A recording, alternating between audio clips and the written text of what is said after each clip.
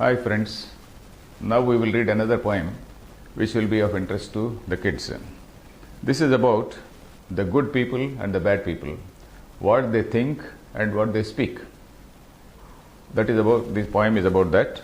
I will read the poem, then you please read after me, then I will explain the poem, then after that I will explain a little bit of grammar, if at all it is there, then again we will wind up reading the poem again. So let us read. Manasyekam vachasyekam karmanyekam mahatmanam manasyanyad vachasyanyad karmanyanyad duratmanam. So here the poet is talking about the good people and bad people. That is, he is making a contrast, comparing and contrasting the good people and the bad people in terms of what they think, what they speak, and how they act. Three ways.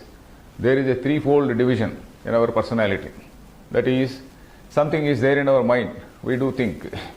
And then what we think, we speak. We speak to others, we express in words.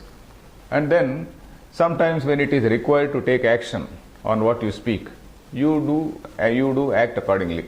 So normally we think, and if necessary we speak, and if necessary we also do some action. So all the three will be normally in agreement. Normally, in all normal situations, they will be in agreement. But sometimes it may happen that they may not be in agreement.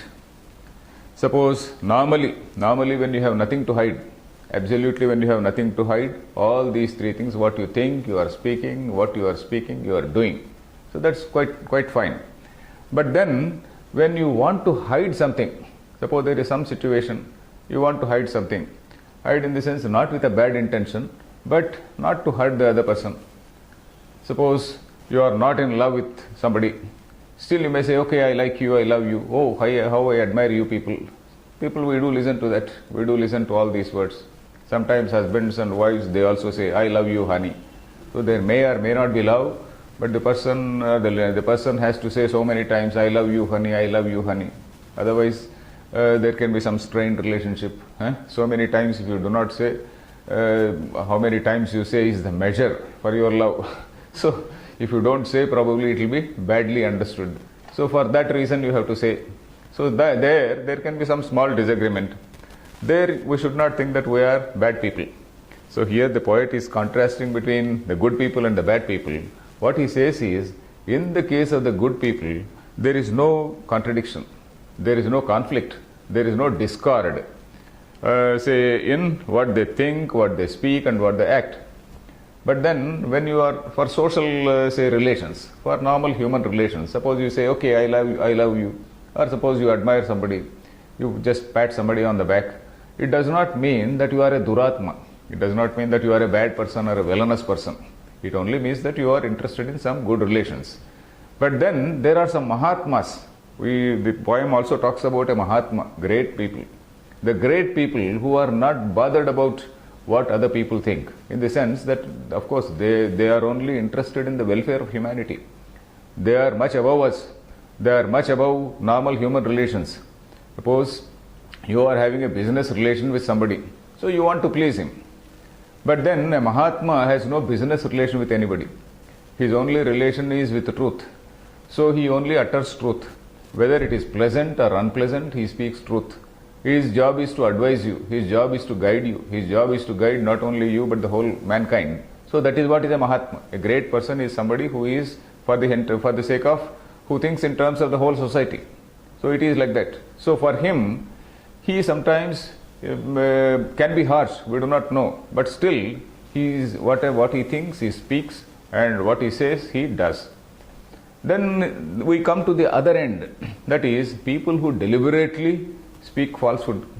They think something, they have some idea, they have an agenda, they have got some sort of some selfish motive within them, and then with that selfish motive, in order to derive some benefit from you, so they will say something wrong. They will say something which is basically with an intention to cheat a person. And then they do something else. They say, okay, I am going to do this, I am going to give you this help.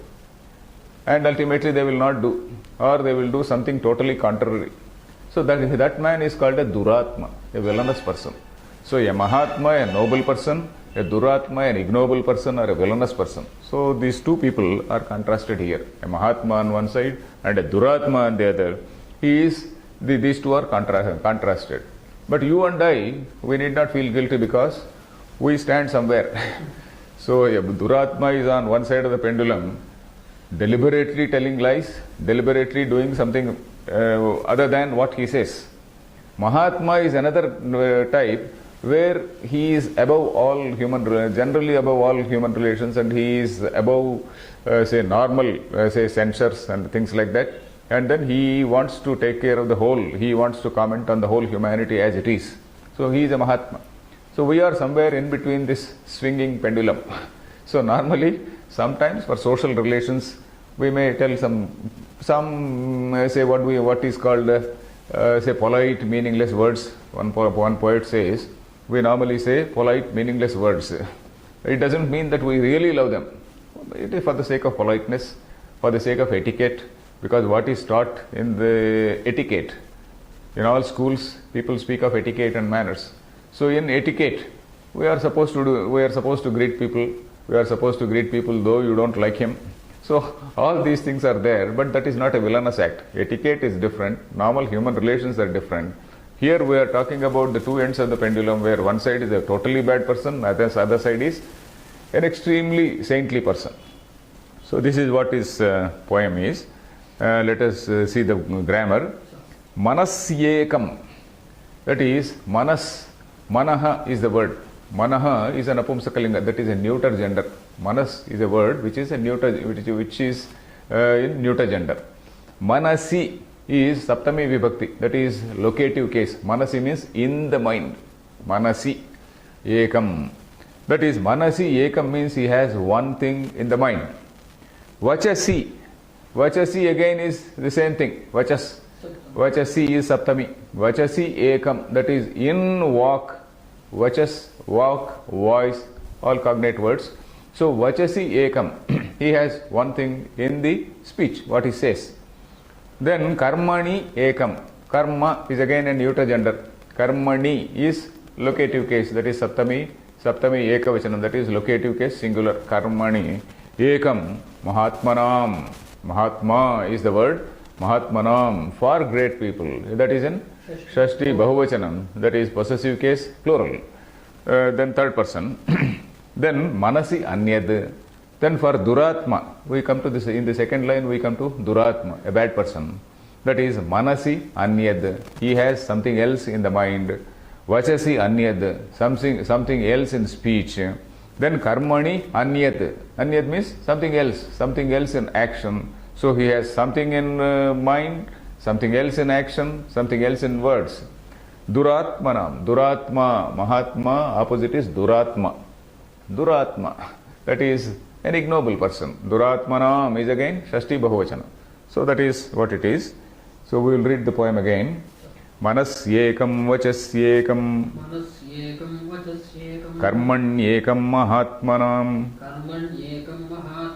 manasyanyad vachasyanyad karmanyanyad duratmanam. Fine.